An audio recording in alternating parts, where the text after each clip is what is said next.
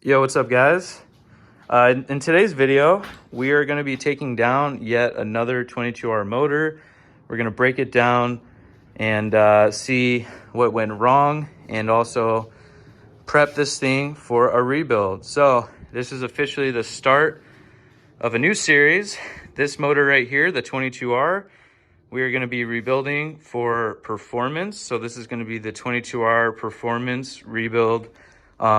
Still an idea in progress.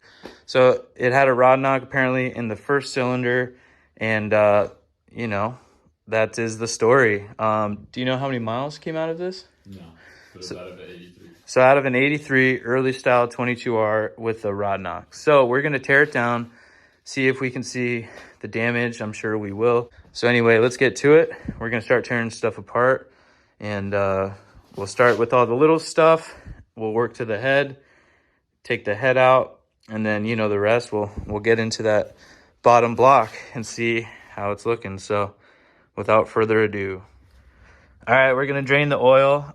The motor was sideways and a lot of the oil already drained out right there on that tire, but let's see what we got. Ah, it's empty.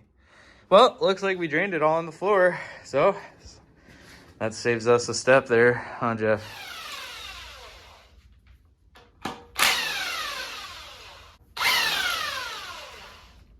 All right.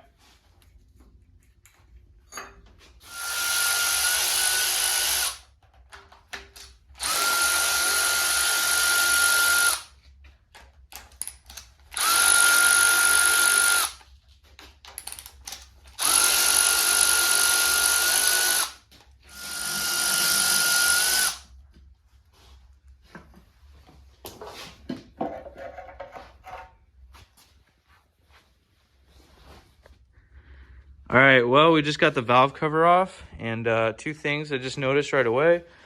Obviously, this motor was, you know, taken apart recently or half put back together. This is exactly how we found it. And we're looking at the rocker arms here, and they look pretty damn good. I'm no expert, but these do not look like the original ones, and I'm only saying that because we just broke down this motor, and the rocker arms in that motor were like brown, you know, from age. So yeah, maybe some newer rocker arms, it appears.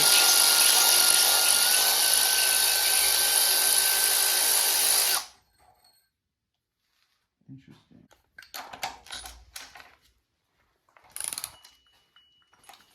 This one was weird.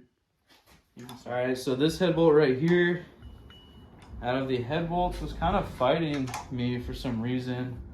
So I'm just being really gentle. We broke all the head bolts in the proper sequence, and this one just, I'm going back and forth. It's coming out, but I was feeling a little tension there, so I didn't want to force it. Now it just gave. It feels like it was rusty or something. Almost there. Oh, wow. Coated with carbon. So this is the head bolt in that section I was having problems with. You can see it's coated with carbon. So was it? Close to that first one? It's right here, right between 1 and 2. So, so far all of them have looked good except for this one. You know, so, and this one, definitely interesting. So yeah, we just got 2 more to go, and we can get this head off. All right, so we got the timing chain disconnected. We got the secret bolt that goes to the timing cover out. We took the rocker arm assembly off, and let's take this head off. I think someone already took this apart because that was too easy.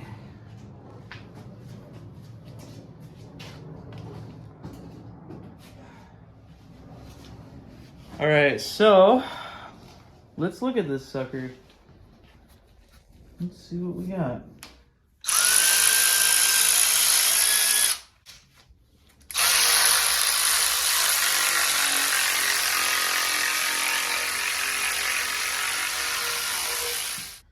All right, we just got the timing cover all off.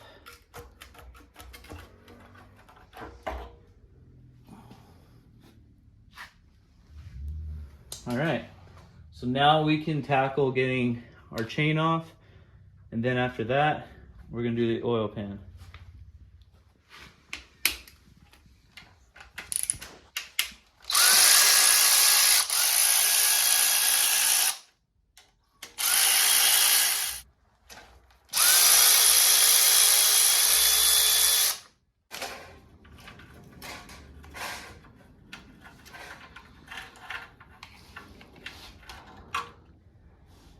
So it looks like this piece broke off right here.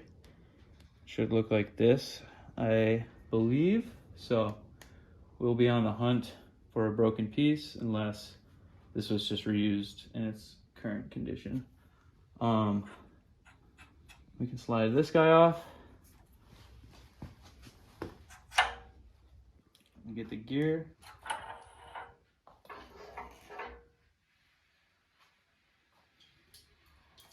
Oh.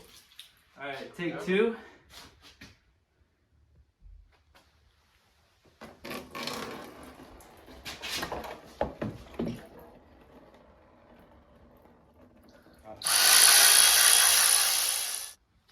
All right, we got all the bolts off.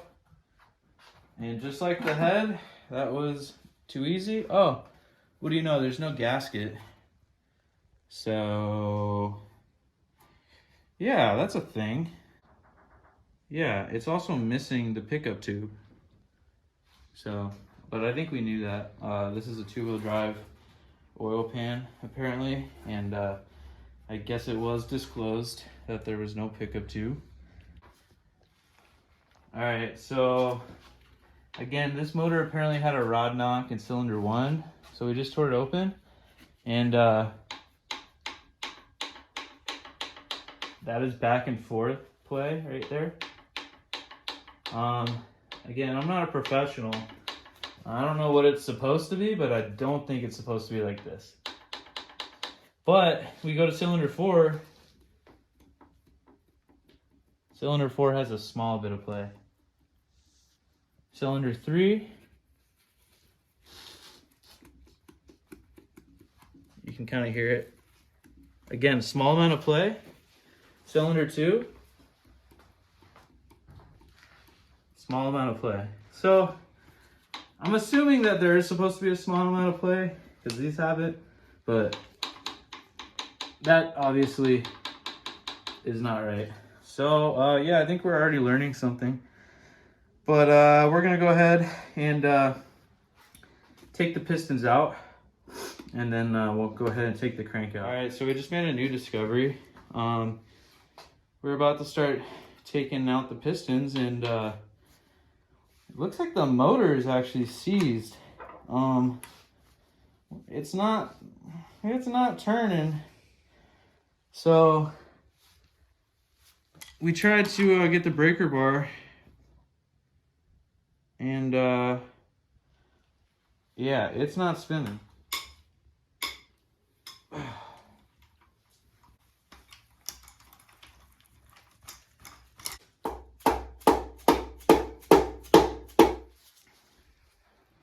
right, so after some more whacking, we got it off. You can already see some nice wear in here, scratches and heat damage. Anyways, oh yeah, there we go.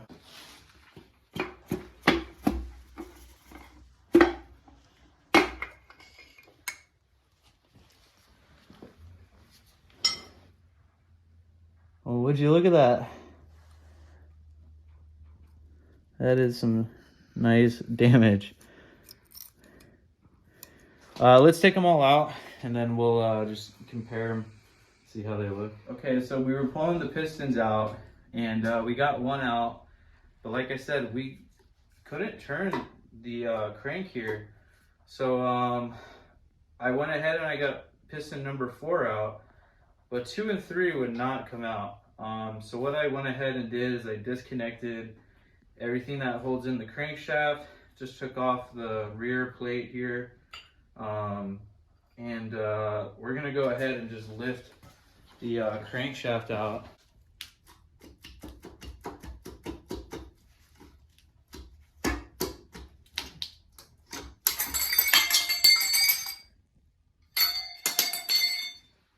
Well,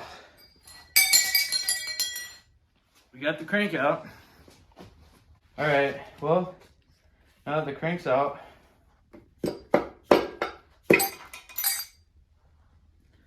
there's number 2, and here's number 3. All right, guys, so we got everything out. Where do we begin? Well, the bearings on all of them are not looking good. I mean, they're pretty much all of the bearings have a good amount of heat wear and scratches, and cylinder 1 is looking kind of rough. There's some metal chipping. Anyways, these are all looking super fucked up. And the crank is not looking super hot either. This is cylinder 1. You can definitely see that damage and feel it.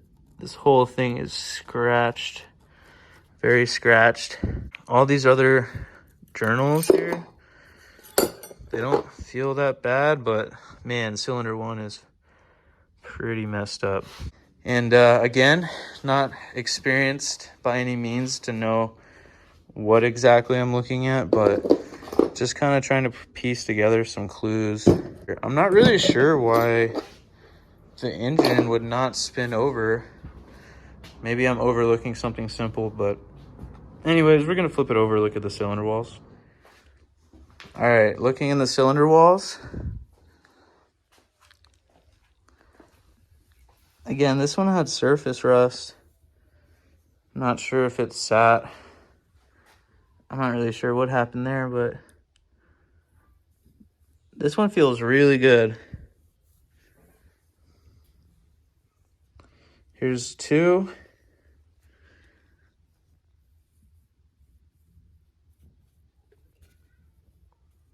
Got this ring right here. Looks like that would clean up. Kind of scratching it away with my finger. Not sure. That's rust. Maybe looks like it could have pitted it a little. Cylinder 1.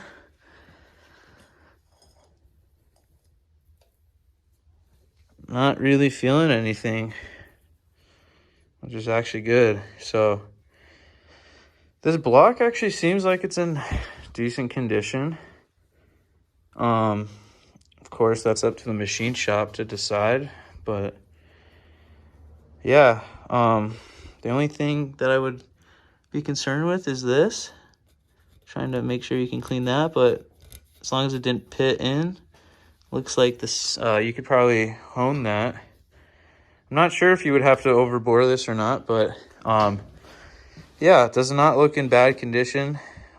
Got to kind of inspect it a little bit more for cracks and whatnot, but again, that's up to the machine shop to do. I'm going to bring it in and have them inspect it and let them clean it.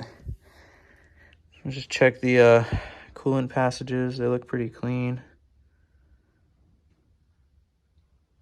So yeah, that's what we're working with. Again, not sure why the crank did not want to spin. You know, that is a mystery to me. And again, I'm not experienced enough to know exactly what I'm looking at, but somewhere along the line, things failed. So anyways, that pretty much wraps up the teardown on this motor.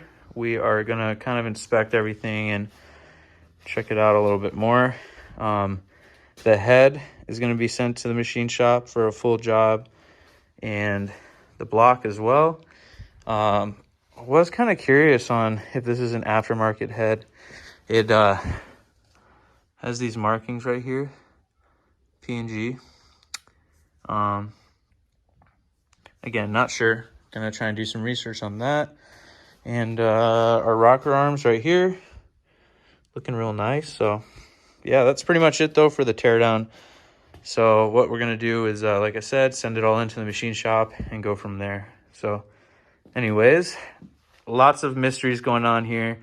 Not really sure the whole story, but we're gonna do our best to rebuild this with some performance parts and give it a little bit of an edge over a regular daily driver. But anyways, that's it for this video. Thanks for watching and keep an eye out for the next one. Peace.